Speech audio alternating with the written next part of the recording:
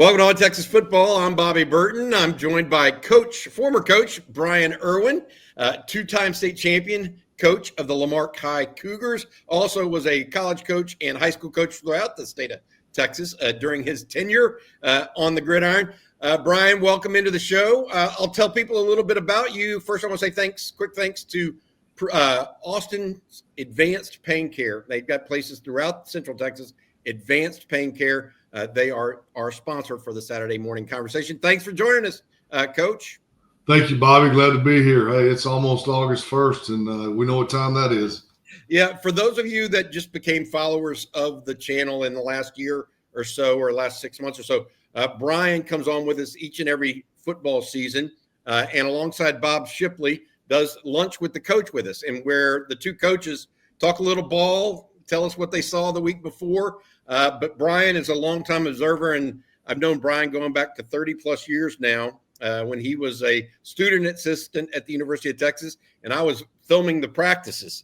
That's how far Bryan and I go back, so it's quite a ways. We were at the Cotton Bowl together way back in the day and still have the picture we got of ourselves at the Cotton Bowl and the Cotton Bowl ring. We've talked about that before. But, hey, Bryan, thank you for joining us. Today's episode is going to be about because we did this last year, and I think it was very popular.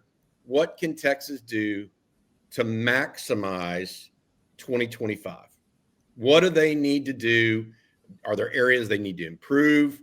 Are there areas you think have to step up? What are the things they have to do to maximize 2025? And I'm just going to open it up and ask you, what's your number one thing out of the gate that as a coach, you're going to be pointing to, hey, we can improve right here, right now? To me, Bobby, it's so evident, so obvious. Kicking game. How effective is our punter going to be? How effective is our place kicker going to be? I feel good about kickoffs. Even, with Stone coming back, he did a great job last year with kickoffs. But place kicking and punting is where we were very, very below average last year. We were not a championship ball club in those two areas. Overall, we were a championship ball club, but we have to be elite with our place kicker. We have to be elite with our punter. We've got to be able to knock that field goal through there when we need it. The chip shots have to be 99%. The moderate ones, we need to be at about 80-85%, and then the long ones we need to be 60+%. We need to be elite there. You think about all the great championship teams through the past years. They have an elite kicker, and the kicker is counted upon to knock it through there when he needs to knock it through there. And then the same thing at punter. I've always said, punting's not a bad play. Punting's not a bad option. On third down, we don't convert. Let's send the punt team out there and let's knock it down there. Because how many offensive plays do we have in the playbook where we can guarantee ourselves 40 yards, 45 yards worth of advancement down the field, flipping the field? And, remember the Dixon days. I mean, Michael Dixon, and that guy was a huge weapon, and he still is in the NFL. And so we've got to be elite with the punter. We got to be elite with the kicker. Last year, we were just woefully below average. I can't describe it or explain it enough. I mean, we just were not good kicking the football and punting the football. And so, to me, that's where it starts. With the kicking game, I feel good about our specialists as far as return specialists, kick return, punt return, deep snapper, our long kickoffs. But when it comes to place kicking, punting, the jury's still out on that. I looked at the numbers because you had mentioned this was going to be one of your topics, and 16 of 25 last year, Burt Auburn, and that is 62% overall. And the numbers that you just quoted, which is I know where you're coming from. 25 to 30 yards in, you want to be about 100%. Yes. On those. Yeah. Then you said 80 to 85% on what, 35 to 45 or so, yeah. And then you want to be 60%, 45% and up. And that 60%, Texas was just 62% from all ranges. Yeah. And so a lot of room for improvement there.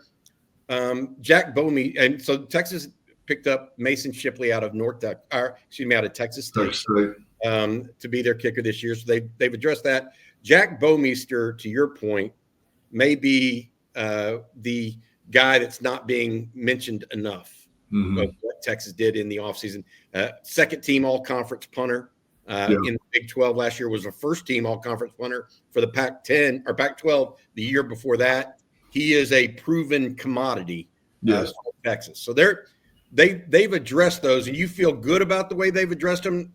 Now they've got to put it all together, right? I mean, I feel good about it, especially when you see that word Australian in front of the punter's name. I like that. As long as he can catch the deep snap, that's been a little bit of a problem with some Australian punters, but as long as he can catch that deep snap, I think he can take care of the rest. So, booming that thing 45, 50 yards down the field.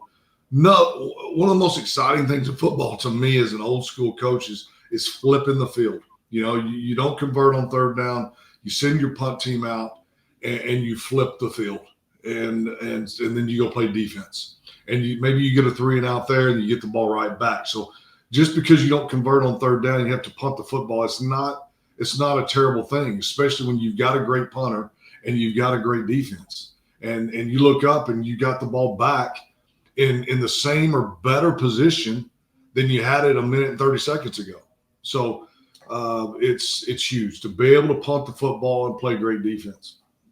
All right, we're going to hear from our sponsor real quick, but I think defense is going to be another thing that you talk about in this next segment as well. But first, let's hear it. Pros know the pain stops here. Physical therapy helps me as an athlete then and now. And do I still need therapy? Yes. Advanced Pain Care helps with that.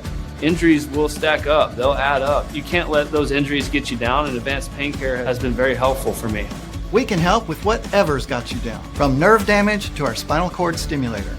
Pain is inevitable. Suffering is optional. Same-day appointments available. Advanced Pain Care. The pain stops here. Thanks again to Advanced Pain Care. 512-244-4272. Same day and next day appointments available if you're suffering from pain. Bryan, I mentioned this, and we talked last year. You had mentioned kicking game last year. Run game is your next topic that you want to discuss, and why you think that is so important for Texas, and the aspects of it that you're actually looking forward to, and to try to see what this Texas team has and whether or not it's championship caliber. Yeah, I think, obviously the guy that puts the biggest smile on our face right now is Arch, and what he's going to bring to the table. I've got no doubts. I've got no reservations. The pedigree's there, the genetics there, the speed is there, the arm talent's there, the mechanics are there. It's going to happen. Okay, it's going to happen. He's going to be elite. He's going to be special. But it's going to help a ton if we can establish a run game and be a balanced offense. And in a run game where we're not relying on Arch to use his legs during the middle of the game. I love using his legs in the red zone or on the goal line or on fourth down. And I think we've got to be able to do that. Much like Ohio State did last year with their quarterback. In critical moments, it's great to use your quarterback and put it on him and his legs, because you got an extra hat by running the quarterback. But we've got to be able to establish a run game with the running back. And so our offensive line, there's a few question marks there. We lost some guys. We lost some really, really good guys. We got some good guys returning. We got some good guys coming back. But there's still a question mark there. It's going to take some time to establish ourselves, 2, 3, 4 weeks as a good, solid running team. You've heard me say this before, Bobby. No offensive line is good week 0. There's just doesn't matter how good you are or how many you got coming back. There's not a good offensive line week 0. They just haven't worked well enough together, long enough together. But are we going to be that unit that, week 2, week 3, week 4, we just keep getting better and better and better? And so we've got to be able to run the football. So what's the offensive line going to do? How are they going to develop and gel? And then who's going to emerge in the running back room? We've heard, we've got 4 or 5 names, obviously, and we all know who those are. But who's going to really emerge? Because you can't play 4 or 5 running backs at a time. And if you're playing 4 or 5 running backs throughout the course of the game, they're only getting, 6, 7, 8 carries. So you've got to get a guy into a rhythm. So who is going to be that guy? Is it going to be Baxter, and Clark, both those guys coming off injuries? We know what Wisner can do, and he provides an incredible spark and an incredible changeup. But we want to know who that guy is and how well that room's going to develop and who's going to emerge and who's going to be the guy. So I think those two things with offensive line and the emergence of the running back position is going to dictate, how well our running game is established. So that's the biggest question mark to me on offense. And the better we can get at running the football, the better it's going to help Arch, especially early in the season. But it still comes down to just the basic fundamentals of football. I mentioned the kicking game first, and then the running game. I mean, that's football. You've got to be able to kick the ball. You got to be able to protect the punter, protect the kicker. You got to be able to punt it. You got to be able to cover. You got to be able to place kick, and then you got to run the football on offense. Period.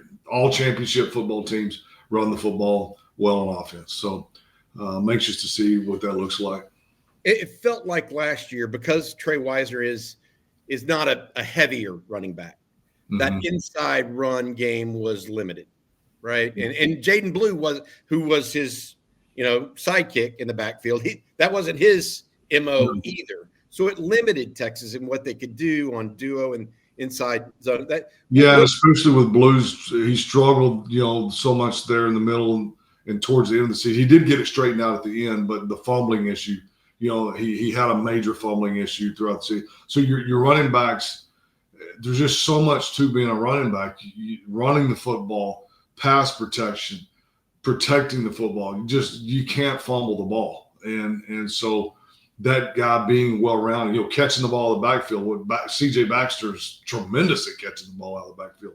So obviously he's the guy we're hoping comes back 100% because he's got all of what I think we just mentioned. He can block, he can run, he can catch the football, he doesn't fumble, and he can catch the ball in the backfield. And he's big. Yeah, he's an SEC back, right? Yeah, absolutely. I get it. We'll see what happens there. My thought process on the run game too, Brian, is Sark has been he's allowed 2 to 3 backs, but he's going to have to decide who those are probably relatively early. Is your point? Yes. And Cedric Baxter may not be ready for full go right out of the gate, and so it may be a work in progress. To your point, because also it not only because of the running backs, but because the offensive line is a new unit, relatively speaking. Right. So we'll see how all that goes. But I agree with you. At some point in time, Texas is going to have to run the ball to make Arch more effective, to make the team more effective, generally speaking. All right. But, last piece you wanted to talk about that you said, I asked you point blank, what are the 3 things you're looking for this team to maximize? You've mentioned kicking game, punt game. You mentioned run game. What's the next piece for you? Defensively, the interior, right in the middle with our defensive tackles. Our guys that play over the ball, our guys that play over the guards. That's the next biggest question mark I think we have on the team. Can we play at the level we've played at the last 2 years or close to that? I really like the numbers of guys that we have. I think our depth is better than it's been the last 2 years.